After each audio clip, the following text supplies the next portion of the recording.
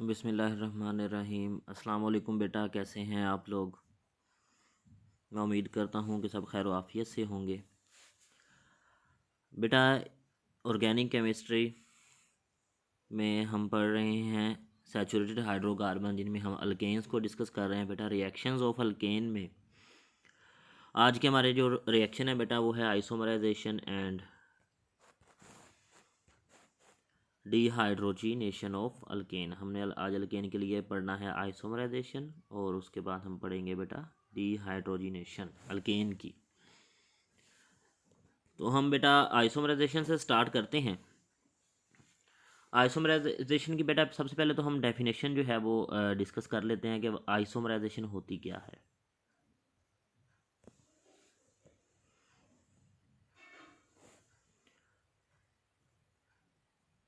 Definition: rearrangement of one isomer into a mixture containing one और more than one isomer. यानी कि isomer हम लोग जानते हैं कि ऐसे ही एक ही कंपाउंड के एक ही मोलिकुलर फार्मूला वाले ऐसे कंपाउंड जिनके लिए मोलिकुलर फार्मूला तो सेम होता है, लेकिन स्ट्रक्चर जो है उनकी डिफरेंट होती है। तो बेटा एक आइसोमर को दूसरे आइसोमर में कन्वर्ट करना, इसको हम कहते हैं आइसोमराइजेशन। कि एक आइसोमर को दूसरे आइसोमर में कन्वर्ट करना। मोर देन वन मतलब एक कंपाउंड के एक से ज़्यादा, दो तीन चार लातदाद भी हो सकते हैं। आइसोमर की तादाद जो है वो एक दो तीन चार भी हो सकती है। तो इसलिए हमने लिखा वन और मोर देन वन आइसोमर, एक या एक से ज़्यादा आइसोमर में कन्वर्ट करना। एक आइसोमर को दूसरे आइसोमर में कन्वर्ट करना, इस अमल को हम कहते हैं आइसोमराइजेशन। तो ये डेफिनेशन बेटा आपने नोट कर लेनी है कि आइसोमराइजेशन क्या होती है। कि एक कंपाउंड के एक आइसोमर को दूसरे आइसोमर्स में कन्वर्ट करना, इस अमल को हम कहते हैं आइसोमराइजेशन। अब बेटा ऑर्गेनिक केमिस्ट्री में जब हम पढ़ते हैं तो आइसोमराइजेशन का अमल जो है बेटा ये हम यूटिलाइज कहाँ पे करते हैं, इसको हम रिफॉर्मिंग प्रोसेस कहते हैं। रिफॉर्म कर रहे हैं। रिफॉर्मिंग प्रोसेस हमने पढ़ा था चैप्टर नंबर 7 में, सेकंड ईयर की केमिस्ट्री में। वहाँ पे हमने कहा था कि रिफॉर्मिंग एक ऐसा अमल है जिसमें हम स्ट्रेट चेन हाइड्रोकार्बन को ब्रांच चेन हाइड्रोकार्बन में कन्वर्ट करते हैं। यानी कि मॉलिक्यूलर फार्मूला दोनों का सेम ही होता है। ये फिजिकल प्रोसेस है जिसमें हम क्या करते हैं कि एक स्ट्रेट चेन हाइड्रोकार्बन लेते हैं, उससे उसका ब्रांच चेन हाइड्रोकार्बन जो है वो प्रोड्यूस करते हैं। तो ये है बेटा स्ट्रेट चेन हाइड्रोकार्बन से ब्रांच चेन हाइड्रोकार्बन बनाना, इस अमल को कहते हैं रिफॉर्मिंग। अब हमने इसको दूसरा नाम क्या दिया, आइसोमराइजेशन। के आइसोमराइजेशन भी इसको कह सकते हैं, ये रिफॉर्मिंग प्रोसेस है। अब बेटा हम ऐसा करते क्यों हैं, क्योंकि जो ब्रांच चेन हाइड्रोकार्बन है ना बेटा, जिनमें ब्रांचीज होती हैं, ब्रांच चेन हाइड्रोकार्बन जिनमें ब्रांचीज होती हैं, ब्रांच चेन हाइड्रोकार्बन, ऐसे हाइड्रोकार्बन जिनमें ब्रांचीज होती हैं। अब बेटा ब्रांच चेन हाइड्रोकार्बन जो होते हैं ना वो बेटर क्वालिटी रखते हैं फ्यूल के तौर पर। यानी कि हम फ्यूल की क्वालिटी को बेहतर करने के लिए हम ये काम करते हैं। कि हमें इसकी ज़रूरत क्यों पड़ती है, हम क्या करते हैं for better quality of fuel. तो हम क्या करते हैं, हम इस अमल से बेटर क्वालिटी ऑफ फ्यूल बनाते हैं। कि अल्केन को ज़्यादातर बेटा हम फ्यूल के तौर पर इस्तेमाल करते हैं। तो अल्केन अगर ब्रांच चेन होगी तो उसकी क्वालिटी जो है वो बेहतर होगी। तो इसके लिए साइंसदानों ने क्या किया, उन्होंने कहा कि अगर आप स्ट्रेट चेन हाइड्रोकार्बन को ब्रांच चेन हाइड्रोकार्बन में कन्वर्ट कर देंगे तो उनकी क्वालिटी में जो है वो बेहतरी आ जाएगी। तो इसके लिए हमने रिफॉर्मिंग का प्रोसेस जो है वो चुना। इसको हम आइसोमराइजेशन भी कहते हैं। क्यों कहते हैं वो भी हम देख लेते हैं। अब बेटा हमारे सामने एक एग्जांपल लिखी हुई है यहाँ पे एक इक्वेशन की फॉर्म में। ये जो हमें बेटा गिवन है ये है एन ब्यूटेन, 4 कार्बन वाला अल्केन, यानी कि ये स्ट्रेट चेन में है एन ब्यूटेन। ठीक है। अब एन ब्यूटेन है बेटा, हम AlCl3 और HCl की मौजूदगी में इसको जो है वो हीट करेंगे तो बेटा ये कन्वर्ट हो जाएगा अपने दूसरे आइसोमर में। वो कौन सा है, वो है आइसोब्यूटेन। आइसोब्यूटेन यानी हमने क्या किया, हमने एक आइसो कंपाउंड था ब्यूटेन, उसको उसके एक आइसोमर से कन्वर्ट कर दिया दूसरे आइसोमर में। इसलिए हम इस अमल को कहते हैं आइसोमराइजेशन। क्या कहते हैं, आइसोमराइजेशन। इस अमल को हम आइसोमराइजेशन कहते हैं। क्यों कहते हैं? क्योंकि इसमें हम एक कंपाउंड के एक आइसोमर को कन्वर्ट करते हैं दूसरे आइसोमर में, इसलिए हम इस अमल को क्या कहते हैं? आइसोमराइजेशन। अब बेटा आप देखें कि एन ब्यूटेन जो है वो स्ट्रेट चेन हाइड्रोकार्बन है, उसमें सारे के सारे कार्बन एटम स्ट्रेट चेन में लगे हुए हैं। अब उसको हमने कन्वर्ट कर दिया आइसोब्यूटेन में, जिसमें 3 कार्बन स्ट्रेट चेन में है और एक कार्बन जो है वो ब्रांच के तौर पर उनके ऊपर लगा हुआ है। तो ये बेटा जो है ना वो हमारे पास आइसोमराइजेशन का अमल है। अब बेटा नेक्स्ट है कि हम ऐसा करते क्यों हैं, हम एक आइसोमर को दूसरे आइसोमर में कन्वर्ट करते क्यों हैं? इस अमल को हम आइसोमराइजेशन भी कहते हैं और रिफॉर्मिंग भी कहते हैं। बेटा यहाँ पे आपने एक बात लिखनी है यूजेस में कि जब हम स्ट्रेट चेन हाइड्रोकार्बन को कन्वर्ट कर देते हैं ब्रांच चेन हाइड्रोकार्बन में, जब हम स्ट्रेट चेन हाइड्रोकार्बन को कन्वर्ट कर देते हैं ब्रांच चेन हाइड्रोकार्बन में, तो उनकी फ्यूल के तौर पर जो क्वालिटी है वो इम्प्रूव हो जाती है।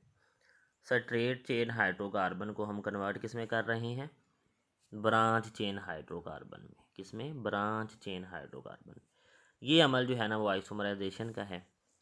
अब ब्रांच चेन हाइड्रोकार्बन में कन्वर्ट तो कर लेते हैं, लेकिन इसका फ़ायदा क्या होता है? इसका फ़ायदा ये होता है कि बेटा ये जो ब्रांच चेन हाइड्रोकार्बन है ना, ये बेटर फ्यूल के तौर होते हैं as compare to straight chain hydrocarbon. Straight chain hydrocarbon की निस्बत ब्रांच चेन हाइड्रोकार्बन जो है ना ये गुड फ्यूल होते हैं। तो यहाँ पे हमने यूजेस में यही काम करना है कि हम to produce better quality of motor fuel, to produce better quality of motor produce, हम ये काम करते हैं ताकि हम फ्यूल की बेटर क्वालिटी प्रोड्यूस कर सकें। टू प्रोड्यूस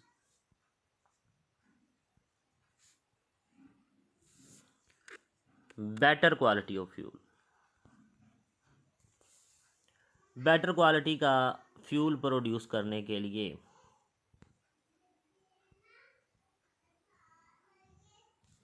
हम ये काम करते हैं। बेटर क्वालिटी का फ्यूल प्रोड्यूस करने के लिए हम ये काम करते हैं।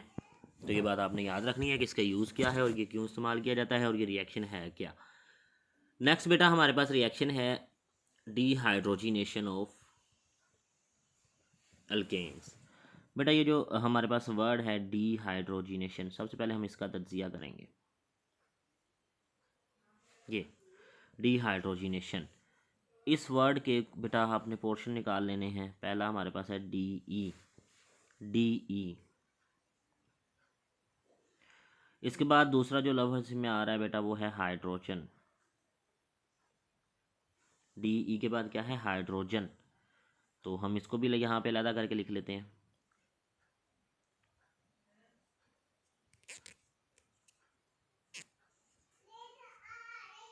और नेक्स्ट बेटा हमारे पास है एशन। तो अगर इन सब को मिला दें तो बन जाता है डीहाइड्रोजिनेशन। अब बेटा आपने याद रखना है कि डीहाइड्रोजिनेशन, डी ई का मतलब होता है रिमूवल, डी ई का मतलब होता है रिमूवल। किसका रिमूवल जी? हाइड्रोजन का रिमूवल। एशन कहते हैं अमल को या प्रोसेस को या रिएक्शन को भी है, क्योंकि हमारे पास यहाँ पे जो प्रोसेस है वो रिएक्शन की सूरत में है। तो एशन कहते हैं प्रोसेस को। तो ऐसा अमल जिसमें क्या हो? रिमूवल ऑफ हाइड्रोजन हो, उसको हम कहेंगे डीहाइड्रोजिनेशन। ऐसा अमल जिसमें रिमूवल ऑफ हाइड्रोजन हो उसको हम कहेंगे डीहाइड्रोजिनेशन। यानी कि यहाँ पे हम लिखेंगे removal of hydrogen,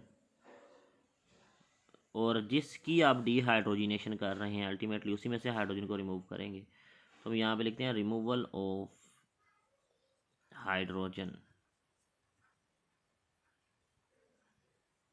removal of hydrogen from alkanes is called dehydrogenation of alkanes, removal of hydrogen of from alkanes. अब बेटा इस रिएक्शन को प्रोसीड करने के लिए हम कैटलिस्ट का इस्तेमाल करते हैं। अल्टीमेटली जब भी कोई रिएक्शन करवाते हैं तो उस रिएक्शन की हम कोई कंडीशन अप्लाई करते हैं। तो यहाँ पे बेटा हम दो जो है ना वो कैटलिस्ट अप्लाई करते हैं, एक होता है क्रोमियम का ऑक्साइड और एक होता है वेनेडियम का ऑक्साइड।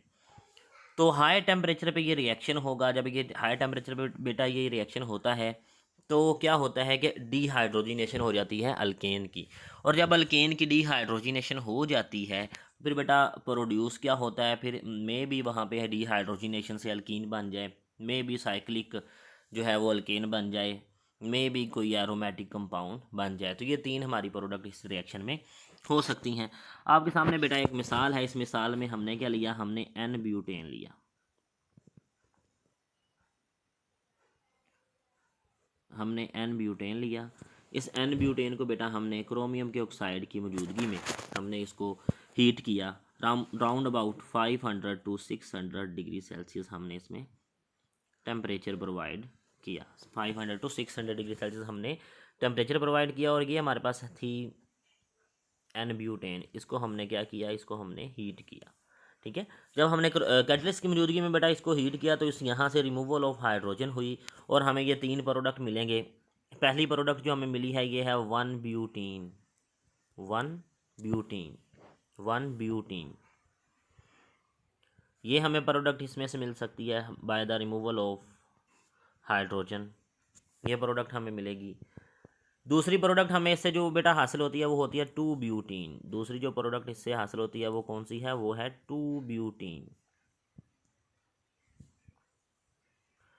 कि हाइड्रोजन का रिमूवल है ना बेटा, वो किसी भी कार्बन से हो सकता है। तो जिन 2 कार्बन से हाइड्रोजन एक एक रिमूव होगा वहाँ पे बेटा डबल बॉन्ड बन जाएगा, तो टू ब्यूटीन बन गई। इसके बाद बेटा हमारे पास नेक्स्ट जो प्रोडक्ट बनेगी लास्ट पे है, वो तीसरी प्रोडक्ट होगी बेटा। ये क्या है, ये है 1,3-ब्यूटाडाइईन। 1,3-ब्यूटाडाइईन कि इसमें 2 जो है ना वो हमें डबल बॉन्ड नज़र आ रहे हैं, तो हम इसको कहते हैं दिस इज़ ब्यूटाडाइईन। 1,3-ब्यूटाडाइईन। तो ये बेटा removal of hydrogen from N butane. N butane से अगर हम हाइड्रोजन को रिमूव करते हैं क्रोमियम ऑक्साइड की मौजूदगी में, तो तब बेटा ये प्रोडक्ट जो है वो बनेगी। तो एन ब्यूटेन से ये 3 प्रोडक्ट्स जो हैं वो बना सकते हैं। कैसे, बाय डीहाइड्रोजीनेशन। तो ये था बेटा हमारे पास डीहाइड्रोजीनेशन ऑफ अल्केन। अब बेटा इसका एक और इस्तेमाल भी है, उसको हम कहते हैं अरोमाटाइजेशन। हमने कहा था कि डीहाइड्रोजीनेशन करने से अल्कीन बन सकती है। अल्केन से अगर हम हाइड्रोजन को निकाल देंगे तो अल्कीन बना देगा, या वो एलिसाइक्लिक जो है वो कंपाउंड बना देगा, या फिर वो एरोमेटिक कंपाउंड बनाएगा। Aromatic compound, aromatization. Aromatic compound वो होते हैं जिनमें बेंजीन रिंग होती है। एरोमेटिक कंपाउंड वो होते हैं जिनमें एटलीस्ट 1 जो है वो बेंजीन रिंग लाजमी हो। तो एक नॉन एरोमेटिक कंपाउंड को एक एरोमेटिक कंपाउंड में कन्वर्ट करना, इस अमल को कहते हैं अरोमाटाइजेशन। यानी अरोमाटाइजेशन क्या है, that is the conversion of non aromatic compound into aromatic compound. Conversion of a non aromatic compound conversion of non aromatic compound non aromatic compound को एक एरोमेटिक कंपाउंड में कन्वर्ट करना। Conversion of non aromatic compound into an aromatic compound. एक non aromatic compound को aromatic compound में convert करना, इस अमल को बेटा हम कहते हैं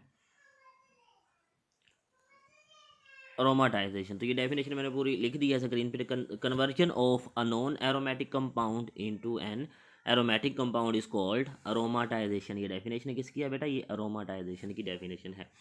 अब हमने अरोमाटाइजेशन करनी है बेटा किसकी, अल्केन की करनी है। अब आप लोग जानते हैं कि अरोमाटाइजेशन मतलब ऐसे एक एरोमेटिक कंपाउंड में कन्वर्ट करना है।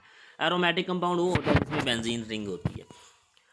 कम से कम बेंजीन रिंग जो होगी बेटा वो 6 कार्बन पर मुश्तमिल होती है। ये हम जानते हैं। बेंजीन का फार्मूला क्या होता है, C6H6। तो 6 कार्बन एटलीस्ट चाहिए। तो वो कहता है 6 से 10 कार्बन वाले अल्केन जो है ना वो कम से कम आप इस्तेमाल करें। जिन ऐसे अल्केन आप इस्तेमाल करेंगे अरोमाटाइजेशन के जिनमें 6 से 10 तक कार्बन होंगे, ताकि एरोमेटिक कंपाउंड जो है वो बन सकें। तो हमने क्या किया बेटा, हमने यहाँ पे एन हेक्सेन ले लिया, इसको हमने बेंजीन की तर्ज में लिख लिया। एन हेक्सेन ले लिया, इसको हमने बेंजीन की तर्ज में लिख दिया, जिसमें ये पहला कार्बन, ये दूसरा कार्बन, ये तीसरा कार्बन, ये चौथा कार्बन है, ये 5वां कार्बन है और ये छठा। ये 6 के 6 कार्बन आपस में सीरीज में लगे हुए हैं और छठा और पहला कार्बन आपस में कनेक्टेड नहीं है। जैसे आप यहाँ पे देख सकते हैं कि ये यहाँ पे जो बॉन्ड है इन CH3 और CH3 इन दोनों कार्बन के दरमियान में बॉन्ड जो है वो नहीं है। आपको यहाँ पे वाज़ह तौर पर खाली जगह नज़र आ रही है। इसका मतलब ये ओपन चेन स्टक कंपाउंड है, उसको हम कहते हैं एन हेक्सेन। बेटा एन हेक्सेन को हम chromium oxide, aluminium oxide, silicon oxide की मौजूदगी में 500 डिग्री सेल्सियस टेम्परेचर पे कन्वर्ट करते हैं तो ये बेटा अब कन्वर्ट हो जाएगा साइक्लोहेक्सेन में। किस में कन्वर्ट हो जाएगा? साइक्लोहेक्सेन में। यानी कि ये हाइड्रोजन को रिमूव करेगा, हाइड्रोजन को रिमूव करके सबसे पहले ये साइक्लिक स्ट्रक्चर में कन्वर्ट होगा और वो साइक्लिक स्ट्रक्चर जो होगी वो हम यहाँ पे बना लेते हैं। साइक्लिक स्ट्रक्चर कौन सी होगी? वो साइक्लिक स्ट्रक्चर होगी कि हमारे पास ये 6 के 6 कार्बन जो है बेटा वो स्ट्रेट चेन में एक दूसरे के साथ जो है वो जुड़े साइक्लिक स्ट्रक्चर में एक दूसरे के साथ जो है वो जुड़े हुए होंगे और तमाम के साथ दो दो हाइड्रोजन जो है वो अटैच होंगी। तमाम कार्बन से दो दो हाइड्रोजन जो है वो अटैच होंगी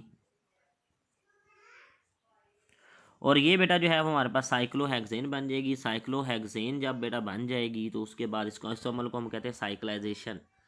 साइक्लाइजेशन के एक ओपन चेन कंपाउंड जो है वो एक एसाइक्लिक कंपाउंड जो है वो एक साइक्लिक कंपाउंड में कन्वर्ट हो रहा है, जिसको कहते हैं साइक्लाइजेशन।